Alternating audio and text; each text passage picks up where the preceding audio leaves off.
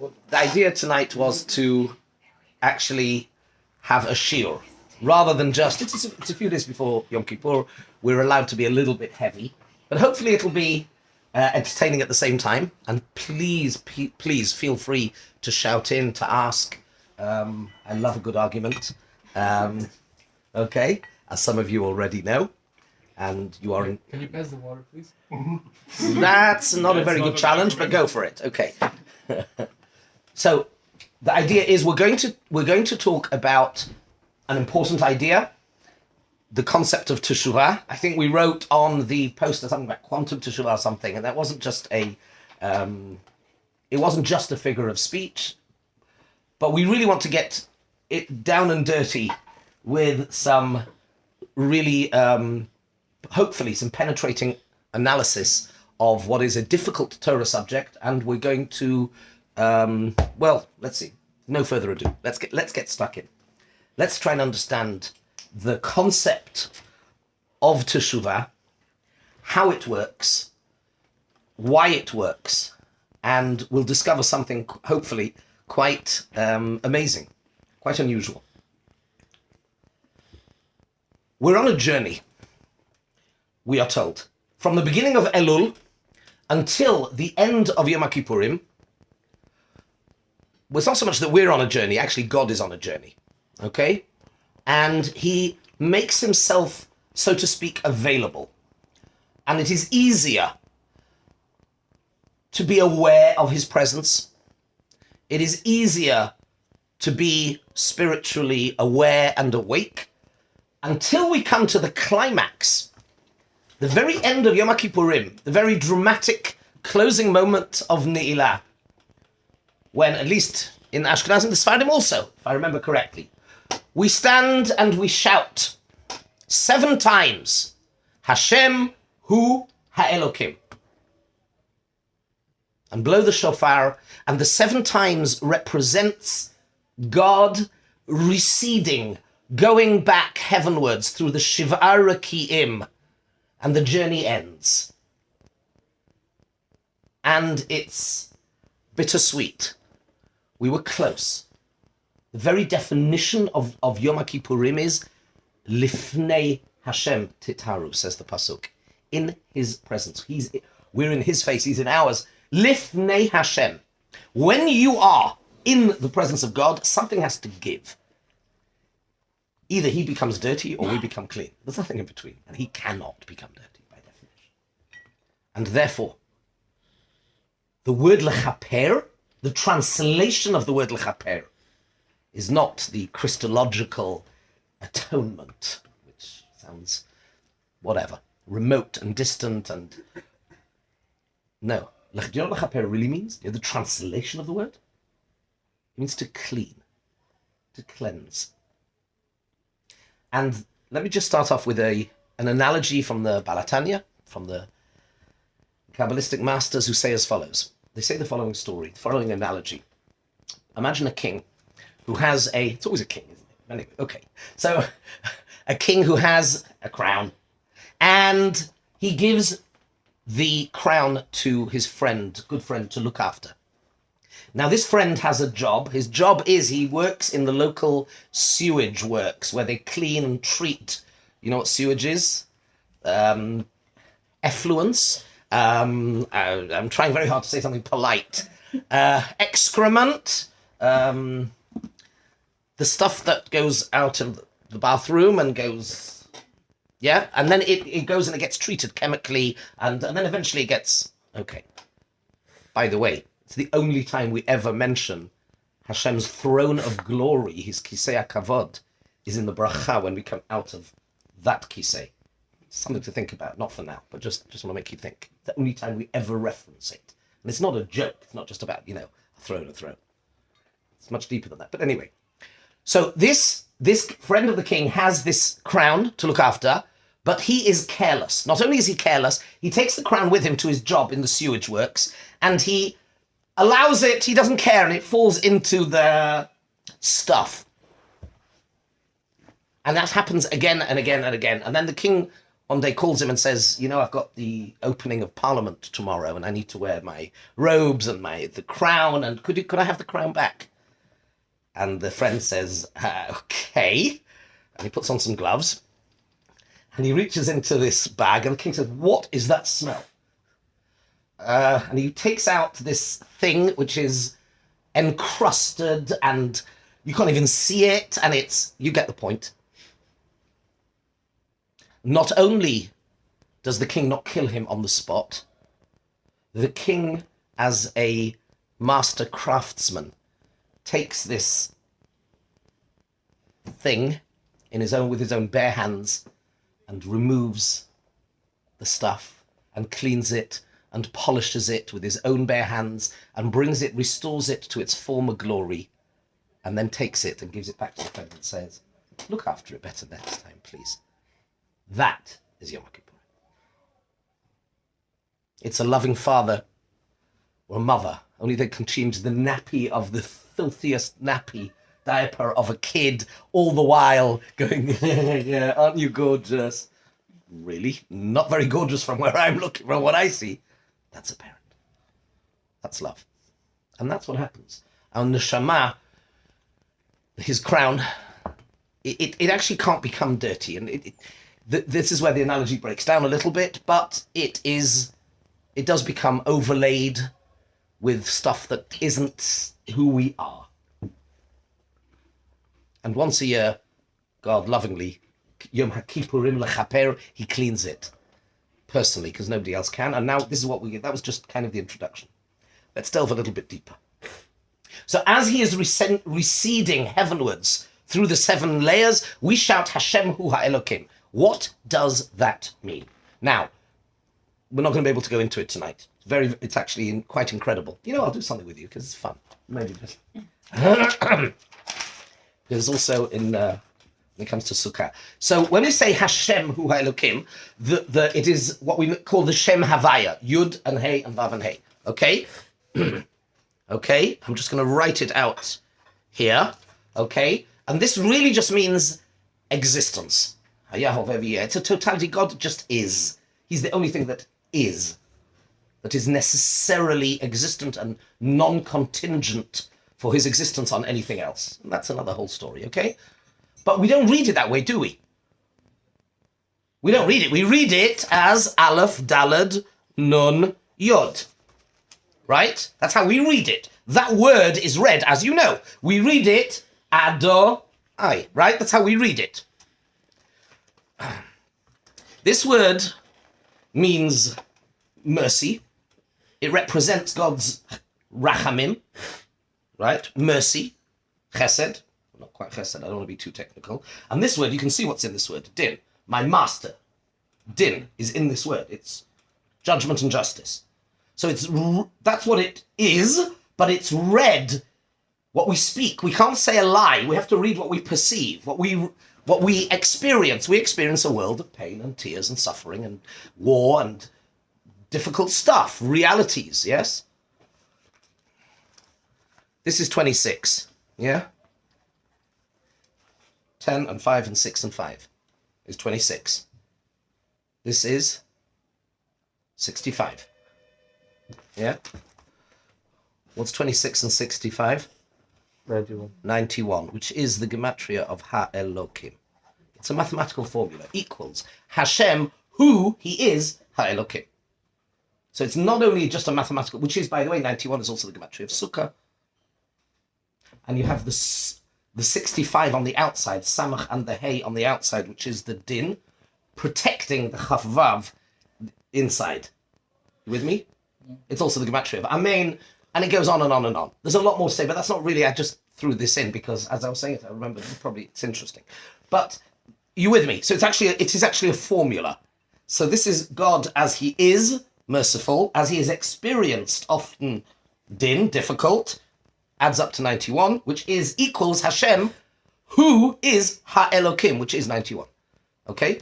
But we're just scratching the surface with that. Let's take this a drop deeper. Let's try and understand what this means. Wait 1 second. The Samach and the Hey. Yes. Represents what? That's Midas Hadin. It's 65. It's Aleph Daled Nun Yud. Okay. And that's why it says, Ki yitzpeneni b'sukkah b'yom ra'ah. He hides us. Now, the reason he has to hide us after Sukkot, I can't go into it because, yeah, let me tell you one thing. Why not? I don't know how long we've got. Imagine you have a big company, a large company, right? And very large companies today, especially today with cybersecurity and everything, commercial espionage is a big deal. Whether it's protecting intellectual property, whatever it is, it's a really big topic, right? Imagine there is a lot of theft, whether it's intellectual or real, going on in your company, and you hire a master detective who's going to root out the bad guys, right? And he's getting very close. He says to the boss, I'm really close to hi, welcome, come in. He says, you got a chair? No, I do. Now you do. You have a beer? No. Now you do. Okay. There's an open, should be an opener there somewhere. Make yourself at home. So the boss says he's got this detective, and the detective says, I'm nearly close to, I know who the ringleaders are, I'm just getting the last piece of evidence. And the boss says to the guy, he says, you know what, you've been working really hard, take the company jet, go to the Bahamas for a day, and relax, and come back, and then you'll be refreshed. And he comes back after a day, and the boss, he says, right, I'm gonna the final piece of evidence, and and the boss says, you know what, while you were away, I called in the ringleaders, and I just forgave them, and I told them it's okay. How would you feel? This is your raison d'etre. You'd be really not very happy. I think of a nice way to say it, right? You'd be very not happy. Has-Satan is 364. Because there's one day a year where God says to him, sei gesund. Right? That's Has-Satan. The Gemara says that. It's 364 because 365 days in the year, there's one day where God says to him, no, Satan, you're gone. Yom Kippurim, and he comes. This is his job, is to show how disloyal we are and we don't really care about God, etc. And he comes back the next day and God says, I forgave them. He's mad. And he wants to prove to Hashem, you messed up, God. You made a mistake. So Hashem says, come, hide. I'll hide you away. That's why I'm just giving you hear what's going on. Anyway, so let's get back to I must try not to get any more sidetracked because we're talking about Teshuva tonight, right? So this is the key. How does it work? Adam Harishon sins, as we know. He eats from the tree, which he shouldn't do, and paradise lost, right? As Milton would say. So it's all gone. It's all changed and changed forever. Then his son, Cain, kills his brother Heather, right? And Adam, says the Midrash, meets his son Cain and he says to him, Ma na'aseh b'dinach. Tell me, how did your court case go? And he says the following, Asiti teshuva v'nitpasharti. I did teshuva and I reached a pashara, a compromise, an accommodation with God. Says Adam Harishon, really? I did not know how great teshuva was. Wow! Amad al raglav, he got up and he composed a poem. And it is Mizmor Shir Liyom HaShabbat. That's the Medrash. What on earth is going on? What does he mean? What does Mizmor Shir Liyom HaShabbat have to do with Teshuva? They share the same consonants. Shabbat and Teshuva, they are the same thing, and we're going to come back to that. But more than that, we don't seem to understand what is going on. One more question, and then we're going to get into the meat, and you really have to follow, otherwise it'll get complicated. Teshuva comes in how many flavors? Anybody? How many flavors? There's vanilla, okay. There's how many? 3, I said. 3, okay. Do I have any advance on 3? We have 3 in the left corner. Do I have any advance on 3? Do I hear any? No telephone bids? No, okay. We're left with 3. 3 sold to Sophie. Go for it. How do you get 3? Maybe 3 dimension of Teshuva. Go on. Inner words, reflecting your Okay. relationship to your own self, because it's I going see inward where into you're going. regret. Okay. Teshuva maybe between you and God, because it's in the end he's the one who has to forgive and love him, and then maybe Teshuva to the people around you, because usually sinning is very original thought, and everything you've said is absolutely correct. I was thinking of it in terms of motivation. I'll tell you a quick story. once in London, I was, don't know if anybody knows London, whatever, the Staples Corner flyover. So I was driving, and it's one of these, it's a piece of road where it's still 30 miles an hour, but it like goes into, it's almost a motorway. And I was doing, I don't know, 50, 100, no, not quite. Whatever, I was doing something, and the police would set up a speed camera right at the end, and because they knew everybody would do this, and they would catch me. So I got caught, the policeman pulled me over, and then he was going to write me a ticket, and then he said to me, "Are you sorry?" And I wasn't happy. So I said to him, "Are you sorry?" I said, "Yes, I'm sorry I got caught." I don't know if I should have done. It wasn't a very nice thing to do, but it's true. I was sorry I got caught, and then I reflected on that. And I thought about that. The one type of Teshuva that the Gemara talks about is when we do Teshuva miyirah. I do Teshuva because I believe. That means I know there is accountability for my actions. And I know, to quote, there are no tax evaders in the kingdom of heaven, as Lord Sachs used to say. Death and taxes, they come to us all, right? But God underwrites his own morality. He has something called gain. Now, whatever. You can't escape. And at some point in my life, maybe I have a thought. Now let's think about that. And that's called I do teshuvah because I'm afraid. Let's analyze that a second. That's an incredible chutzpah. That means I don't give a damn about you, God, or your mitzvahs, but I don't want to burn in hell. I care about me, not about you. And therefore, I'm afraid, and therefore I'll do teshuvah. Think about it. Just this psychological analysis. But God says, that's fine, Bubala. I'll accept it. I'll take it. That's teshuvah from fear. A much higher and better level of teshuvah is because you realize you have betrayed a relationship. God gives you life, he gives you, and you went against it, and you feel bad because of the nature of the relationship. And that is called teshuvah me'ahava. Because I respect the relationship, and I've betrayed that relationship, it's out of love. And that's a whole different thing. Now here something amazing happens. And this is really, we're now going to begin to get into the answer a little bit. The Gemara says as follows. When a person does teshuvah, what happens to your averot? What happens to the bad things that you've done?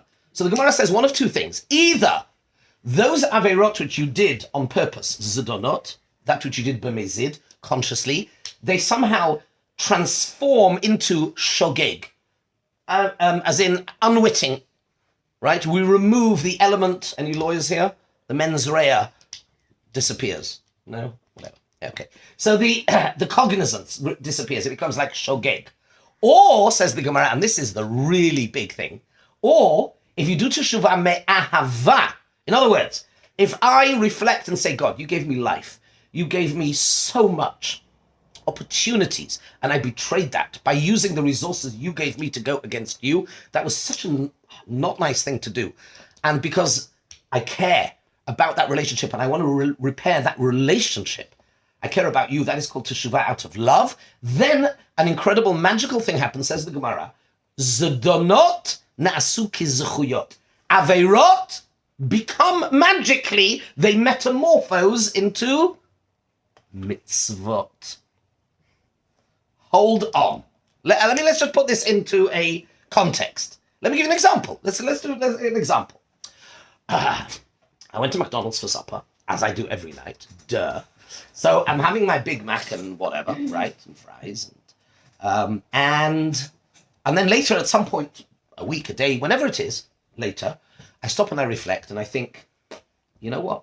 God told me not to, and I value that relationship, and it was a betrayal, and it was the wrong thing to do, and therefore, because I love you, to put it simply, I'm going to truly, deeply regret what I have done.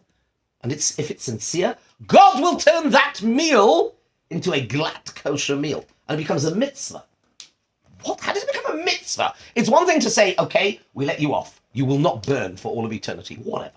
Okay, I get that. Maybe, even that we're going to see doesn't make much sense. But to turn it into a mitzvah? What the blazes? What on earth? How? Does that make any sense? If you do teshuvah me'ahava, it becomes a mitzvah. That does not seem to make any sense. I'm going to make sense of it for you. Now the hard work starts. Okay, you ready? I'm going to do this quickly because otherwise it'll take a long time. So follow with me. This is really important. I don't know if you've heard of the Ramchal, Rav Moshe Chaim Luzzatto, very famous 17th century Kabbalist, mystic, but he was also, and this is what people don't realize, he was a scientist. And therefore, that was his by trade, he was a scientist. And therefore what he did was he systemized Jewish thought. He wrote, he was a master Kabbalist, but he systemized Jewish thought. He wrote a handbook, one of the most important books in Jewish thought, which was written with incredible precision. It's called Mesilat Yesharim, the path of the just. And he takes us on a journey in constructing the self by looking at certain personal qualities. And you start off with something called Zehirut, and then Zrizut, and then Nikiyut, and then Prishut, and Taharan, Chazidut, and you're constructing the self in a systemized way by addressing all of your inner motivations and attributes. Who are you? Okay? In this book, he asks the following question. And here we're going to have a little bit of fun. Okay? So, let's take the following scenario. When we talk about having done an Aveira and doing Teshuva, I put it to you that many people, I'm sure not you, because you're all, black belts in Kabbalah and all that stuff, but I put it to you that some people would not really understand the problem. Let's go back to McDonald's. Let's go back to McDonald's. I mean, you know what I mean. Let's go back to McDonald's, to my analogy, and let's be real, okay, guys? Let's be real. So I went to McDonald's and I had supper. And at the back of my mind, I know perhaps I shouldn't have. And then at some point later, I say, God, I shouldn't have done it. Sorry. Is that a difficult thing to understand? Forget that it turns into a mitzvah. We'll come back to that later. But the concept of, you told me not to. I went and I did it because I was hungry, because it was cheap, whatever. And now I regret it. And please, God, forgive me. Slach lanu avinu kichatanu. Please forgive me. Would there be a big deal in God saying, okay, I forgive you? Many of us would say, what's the big deal? That's not the way the Torah views it. And here is where the work starts. Mesilat Yesharim asks a three-part question. And he says as follows. He says, and he uses the following analogy. He uses two analogies. I'm not sure if I can say both of them, because one of them is very hard-hitting. I'll start off with the easy one and gauge your body language and your reaction, see whether we continue. Harei sharatzach, he asks. Imagine you are in court and you are being accused of murder. Premeditated, first degree, no messing around, the real deal, right? There's no question. You were caught on video. The evidence is incontrovertible. And then the judge says to you, just before I sentence you for murder in the first degree, do you have anything to say? Is there anything you'd like to say to address the court? To mitigate? Is there anything you'd like to say? And you say, yes, Your Honor. I am madly, truly, deeply, sincerely, authentically, come on, keep going, genuinely, did I say truly? Yes. Sorry. And the judge says, okay, sorry, okay. Right, take him away. Life. Oh, excuse me, I said I'm sorry, hello? Did you not hear? I said I'm sorry. And the judge will say, yep, okay, we get that. But there's the corpse. He still ain't moving. Your sorry did not make any difference to the outcome of your actions, which are, and here's the 3 points, I'm going to fast forward. They are total, instant, total, and irreversible. Therefore asks the Mesilat Yesharim, when we do an Aveira, let's go, this guy in McDonald's, right? The effect, whatever effect there is, and he assumes there is an effect, the effect is instant, total, and should be irreversible. I don't understand, asks the Mesilat Yesharim. You went to McDonald's for a supper, it's like murdering somebody. How, it does not make any sense at all that there should be any concept of forgiveness. And the average modern Jew would look at this Mesilat Yesharim and say, what are you on, mate? I don't understand. And that is the beginning of us, that starts us off on the pathway of trying to understand. We need to reframe this. Guys, here's the real answer. Here's the real answer. And because it's a few days before Yom Kippur, I think I can get away with it. You won't all stone me. We don't need to sugarcoat it. We need to understand that God created a world with certain sets of laws of nature which are immutable, which are eternal. which we learn from a very early age not to mess with the law of gravity or fire or nuclear energy, or you just don't mess with it, right? Because if you swallow poison, a fatal dose, does it make any difference why you swallowed it? Because you thought it was whiskey, or it's irrelevant. The effect is instant, total, and irreversible. Whatever the dose, if it was a fatal dose, you're dead. If you fall off the top of a tall building, what happens? You make a mess at the bottom, and that's it. Does it make a difference whether you jumped, you were pushed, you slipped, it's irrelevant. It's actually irrelevant. Because if that is a consequence, it is instant. You don't, float down, walk around, and then 2 weeks later dissolve into a pile of bones and skin on the pavement. No, it's instant. It's total, whatever the impact is, and it's irreversible. God created two parallel sets of laws of nature. Tonight, I don't have time tonight to explain to you the relationship between the two. The physical manifestation is the external manifestation of the inner, real set of laws of nature, which are spiritual. And there is something in that McDonald's supper, which, for the neshama of a Jew, is toxic. We may not feel it. That's not the point. We may not feel it. We may not realize it. But that doesn't make it any the less real. And whatever has happened, whatever the effect, whatever that is, to desensitize us to anything spiritual, whatever it is, it makes no difference whether we did it on purpose or not, by the way. It's irrelevant. If that is a reality, if he has built that in as a spiritual set of laws of nature into reality, then that's it. Then the effect should be instant, total, and irreversible. And yet that doesn't happen. Meaning, when we do an Aveirah, we don't drop dead. When we don't just write ourselves out of existence. So what's really going on? How does this work?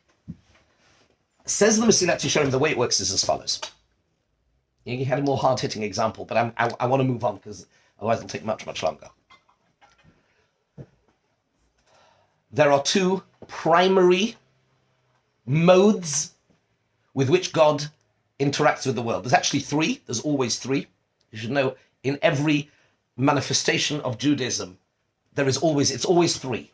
And because you have an idea, you have its opposite, and you have something new that emerges from a union of the two. In philosophy, it's thesis, antithesis or antithesis, and synthesis. Okay, and that's every three in Judaism. Avraham, Yitzchak, Yaakov, Shachrit, Mincha, Arvit, Torah, V'Darkei, Milat Chasadim, any three you like. Let's explain that. You have Chesed, which is Avraham, means there, never mind, it doesn't matter. It doesn't matter. Giving, undeserved, just give, right? That's Yud Kei Vav Kei, by the way. Okay, just give. The exact opposite of it is, literally, it's son, the son of Avraham, which is Yitzchak. Yitzchak is Midat Hadin. Only that which is absolutely deserved. No room for mercy at all. These are two polar opposites. They cannot be reconciled. And yet somehow they are. How are they reconciled? Because the father, Avraham, has a son, Yitzchak, which is Din, and they have a son, which is Yaakov, which is the two, a synthesis of the two. Not total judgment instant, not instant, total, irreversible effect and impact of what you've done, but neither is it, there, never mind. It's something in between. And that is where Teshuva sneaks in. It is, God says, turns to the Midah of Din and says, you will have your day in court, but not quite yet. I will send somebody a reminder of the bad things they've done. So it won't be instant. There'll be a delay. It won't be total. And here's the real kicker. And this is what we're going to talk about tonight. Says, here's the fridge magnet for the Hebrew speakers, and I'll translate it. V'shetinaten teshuva lachot'im b'chesed gamur shetechashev akirat haratzon ka'akirat ha'maaseh. That it will be reckoned that the uprooting of the desire to have sinned, it will be reckoned as the uprooting of the action itself. Now, this does not seem to make any sense. How can that work? How should that work? Here's the depth of the answer, and for this we turn to one of the Hasidic Kabbalistic masters. And here is where we go down a very, very interesting route. We have free choice, right? Free choice. Okay, hands up here. Let's go around the room. When was the last time when you had a day where everything went exactly according to the plan? Why are you laughing? I'm sure that was today, right? Every day. Very good. Of course, the answer is pretty much never, obviously. Well, so do I have free choice? If the manifestation of free choice is Tselem Elokim, that the divine image, we manifest, there is a dimension in which we are exactly like God. Exactly. That means I'm free, totally free. Where is that dimension? It's not any world I recognize. The answer is it's choice. We forget Bechira means choose. You are free to choose. Nobody ever said you're free to do. Of course not. You don't feel well, the taxi's late, you fall downstairs, a million and one things. So where are you really God-like? Tselem Elokim, where you're totally free. You are free to frame. It's very in line with modern psychological thinking, by the way. You are utterly free to frame your perception, your experiences. It's Viktor Frankl. Call it whatever you like. It's CBT. You are free there to create your own. You're free to choose. Nobody ever said you're going to be free to do. You are free, utterly free, and thus it is the only area in which you are really accountable is there. One stage deeper, and then we're going to flip everything round on its head. If I can just give me one, because I don't lose my train of thought. This is now the denouement. This is the piece de résistance. I'll talk for myself. I am a very arrogant person, and I actually think I'm deluded. I think that I control my own life, and I think that if something happens, it was me. When I reach a level deeper of humility, and I realize that if something happened, whatever it is, it's because God allowed it to happen. Good or bad. That meal in McDonald's, if God for some reason, and I'm not saying, please be I'm saying this is antinomian thought. If anybody's philosophical, you'll know what that means. You have to be very careful with this concept, because if it's taken wrong, you can go around quoting me or misquoting me. God wanted you to have that meal in McDonald's. And for those who are sitting in the other room, my wife can't see me, the wanted is in inverted commas. If he did not want it to have happened, McDonald's would have been closed, you wouldn't have had enough money, whatever. Now, that doesn't mean he wanted you to do it. It means he allowed it to happen. And it's ironically, when you reach that level of depth of understanding, that Hashem hu ha'elokim, that he's the boss. In the world of action and reality, he decides ultimately what happens. What, therefore, is your part in this for which you are culpable and accountable? The mental part, the decision-making part. That is mental. That is above time. You can utterly reverse that. Have you never eaten a meal or done something and then really, really regretted it? In the world of cause and effect, in the linear flow of time, when we deal with a very real impact of an action, physical or spiritual, you're done, finished, game over. Asks the Mesilat Yesharim. Harei Sheratzach. The impact, let me just finish this, the impact of what you've actually done, but that's only if you have the arrogance of thinking that you did it.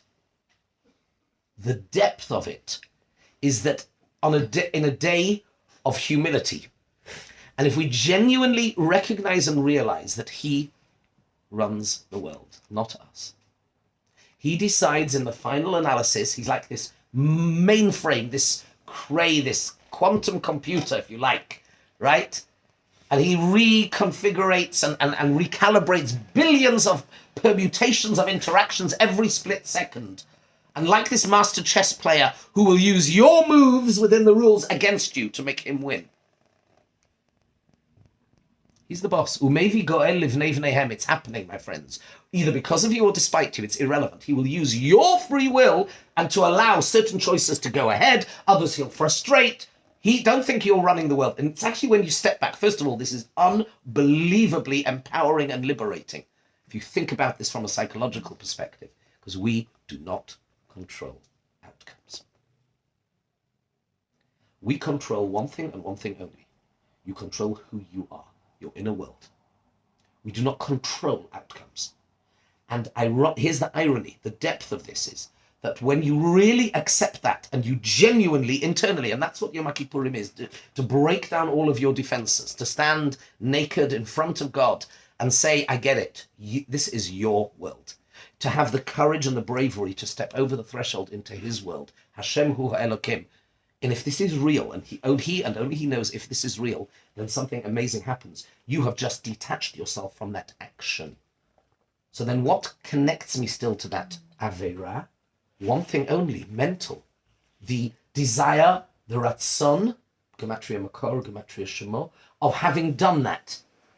That, as a mental process, your emotional and mental attachment to an action can, of course, utterly be reversed. We can eat a meal and then afterwards say, God, I wish I never would have eaten that. And it's real. Charata, that is real. That can utterly be reversed. And it's when you achieve genuinely.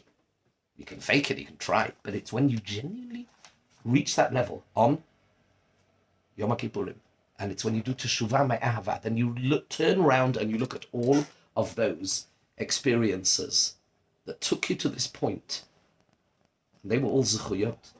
These were God wanted them to happen. They're mitzvot. Now, don't go to McDonald's tonight and have supper and then do Teshuva Me'ahava and said, Rabbi Robert said, I'm trying to turn McDonald's into mitzvot. Obviously not. That's not going to work because that, right? It's like, yeah, you can't go and cheat on your wife because you're later going to say sorry. That's, doesn't work. But if a person is genuinely able to reach that level and you let go, I'm not anxious anymore. I control one thing only. I stop looking to control outcomes. Think about it in terms of mental health as well, by the way, no small matter.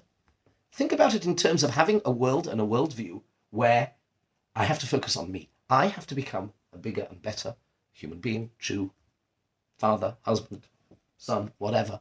And that's I'm responsible for. What will be in terms of outcomes, what I'm able to do? God decides. Sometimes he allows things to go ahead, and sometimes things intervene. But I'm not even frustrated, because what I'm responsible and accountable for is the me, which is the decision process, the bechira, because there you are utterly, utterly free. And when you manage to reverse that, you enter a whole new realm. This is called Shabbat. On Shabbat, we step back and we say, I don't do melacha. It's your world, God. Mizmor Shel Yom HaShabbat is made up of 15 psukim. If anybody studied literature, it's a chiastic structure. There are 7 psukim leading up, where we pose questions. Bifrach Rishaim K'mo Esev Vayatzitzu Kol Po'alei Aven. The world appears to be unfair, unjust, random, cruel. And then there's this little few words in the middle, at the top, at the apex of the literary structure. Va'ata marom la'olam Hashem. You're there, supreme. It's your world. Ki hine ovecha yovedu yitpardu kol po'alei aven. V'torem kirem kani baloti b'shem ranan lahagid ki yashar Hashem. This is your world. It may appear to be difficult, and it does. And we have to deal with that. We have even within the name of Hashem, we have these conflicting ideas, but hu ha'elokim. He is the boss. It is his world. And when and if we are really, truly able to do that, and we've got a day, we've got 24 hours to be able to dig deep within ourselves and find some point of inspiration, how you do that, through the tunes, through the words, through reflection, and to genuinely reach that point of humility, to reconnect and therefore detach yourself from outcome. All I'm left with is the decision of having sinned, and that decision is utterly reversible. Of course it's reversible. And then Shetechashev Akirat Haratzon, God then reckons that the negation of that Ratzon is like the Akirat HaMaaseh, and then we're left with lots and lots of more mitzvot, hopefully. That's the nub of the idea. With pleasure, I'll take questions. I think you were first. I don't know if I was... Go on. Yes. So I might have misunderstood something, yes. But if we don't have control control over our actions, but only on our will, then do we have to ask for forgiveness about the actions or about the will? Let's try it. That's a great question. Let's try and answer your question. The answer is it depends. As long as we think that we actually do control our actions, then you have to then you have to ask for forgiveness for your actions. You choose your own level. That's the depth of it. You create your own reality. In a world where you feel that you really are, then you're held accountable for that. It's actually, you with me? God plays this game, this tango with us. This Hashem tzilecha al yad yaminecha. You can determine how he reacts to you. But we are in the driving seat from that perspective. You choose, you create that perception, you live by that perception. Whether or not in the depth of reality it's not true, which is really what your question is, but as long as you live that way, that's the way you'll be treated. That's fair. You choose it. Was everybody okay? You got the idea? I hope. Yes, good. Okay, yes. Second, you made example regarding the court case with Yes. the murder, and there is such concept as consequences of the Yes. actions. Yes. As they say, the killing is irreversible, and also the God always respond to the to the action of the people. Yes. Question is, like, he can forgive our desire and reverse it. He can forgive everything. And he even allowed this person to be killed. He was unhappy with it. Correct. He allowed it. Yeah. But the question is, but still, there is the infinite action. It's like against Ten Commandments, and so on. So there is no question that that person should not have done it. Yeah, but okay, let me sharpen your question. Let me. You're asking a very good question. There's another whole element which I wasn't going to go into, but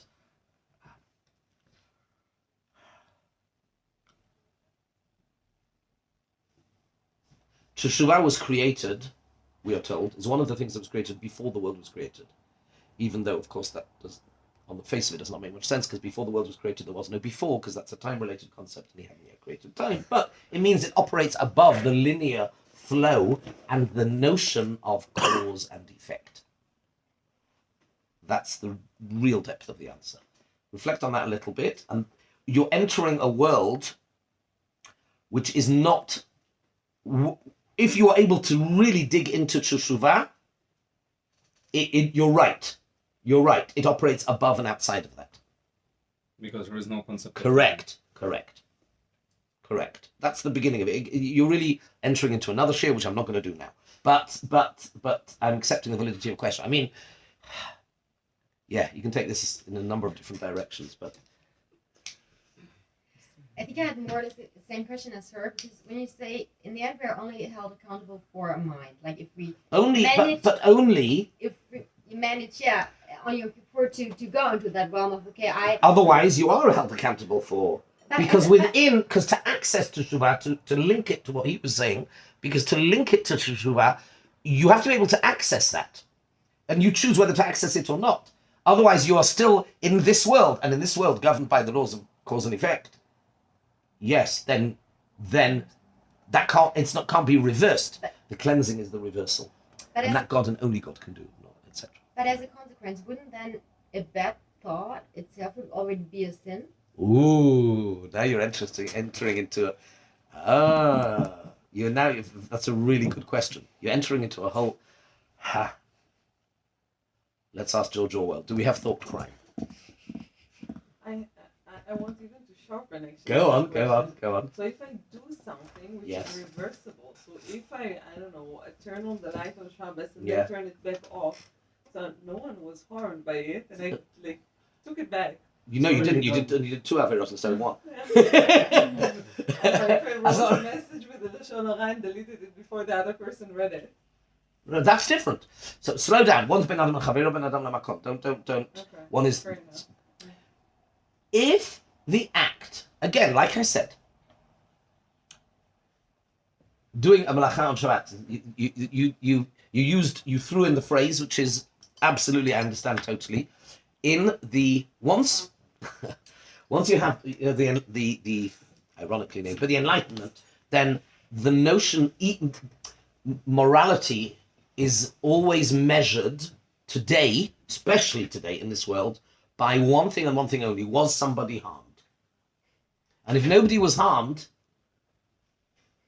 nobody was harmed empirically, then nothing negative happened. The Torah does not subscribe to that notion. Somebody was harmed, you were harmed. You may not know it or feel it, but and that's what I was trying to get to before. The concept of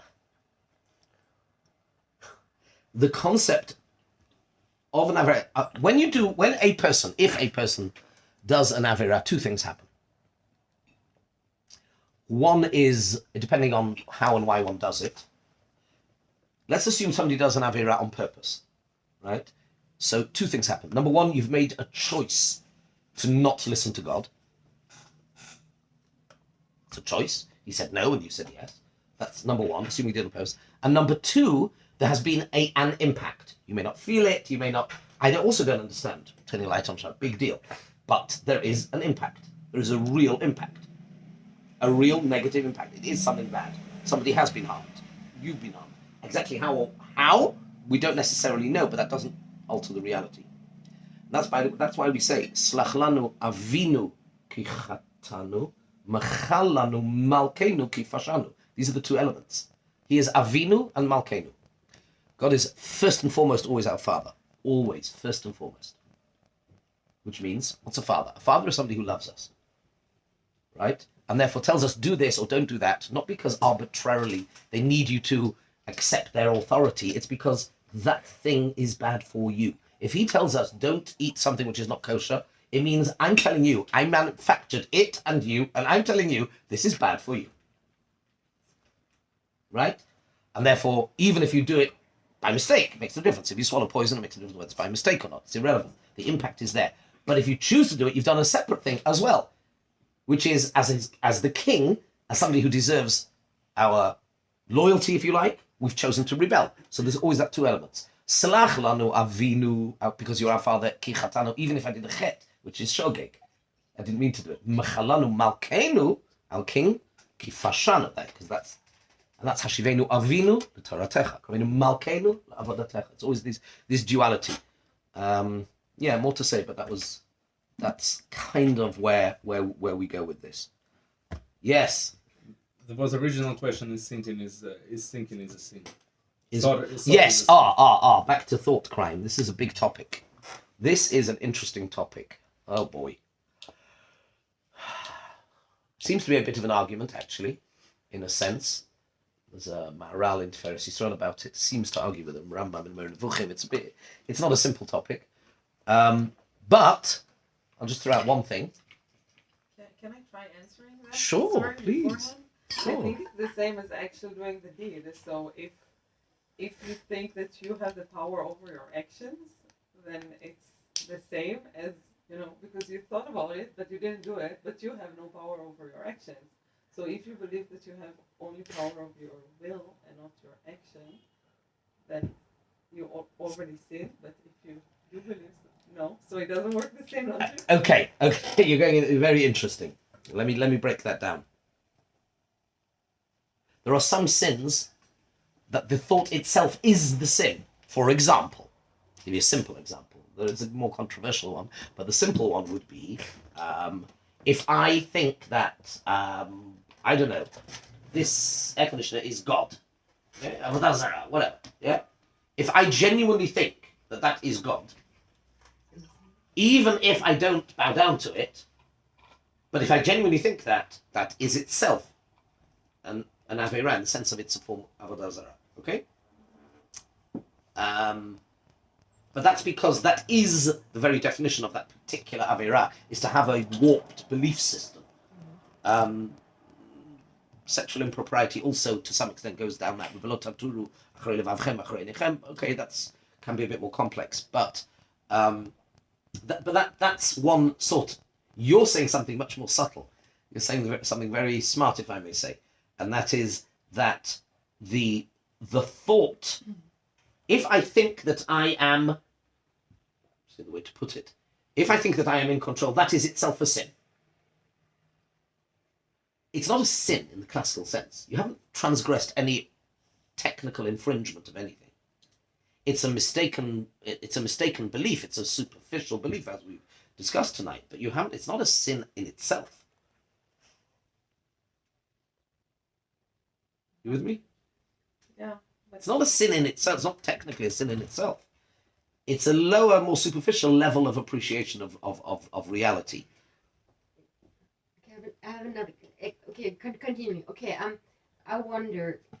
We're judged concerning, like you said, we call it realm, like the realm we access, like we live in, like saying, okay, if I believe I'm responsible for my action, I control the world, so I will be held responsible for my actions. Yeah. What is worse? Is the action worse and living in the state, or the thought? Like, is it better? Can you compare it? No. You can't compare it. No, they're two different paradigms. Okay. They're two different paradigms. Totally right. Okay. I think we will. Yes. One more question. Yes. How do you enter that next level where you only judge by your thoughts? I mean, and without being delusional. I mean, yes. Sure, you cannot today think, oh, today I'll be punished only for my thought, for my action, and tomorrow I'll change my mind. Tomorrow I'll be only punished for my thoughts. We all have altered states of reality, and we do change. I hope as we get older and wiser, we do reach heightened senses of perception of reality. We change the way we the way we see things. So I can't prescribe anything specific. Let Yom Kippur happen and dive in and find a way to access it. And it's very personal. For some people, it's the tunes. It's just the music for some people. And that's also real. As long as you arrive at that, focus on a particular prayer which is meaningful to you, and repeat it, and find a way to be, the most important thing is it needs to be real. It just needs to be real. We spend so much of our lives, we create persona. And sometimes we even buy our own BS. That's the problem. We need to. Yom Kippur is a day where we go back to. We strip it all away and we stand there, vulnerable and real, and find that time. It's the courage. It's not always pleasant. We don't look inside. We don't always like what we see, but confront it and make an effort to try and reach deeper understanding. So anyway, that's so. Just some thoughts. Thank you so much for joining us. Thank you to Kobe for organizing. Thank you, Shlomo, for making this happen. And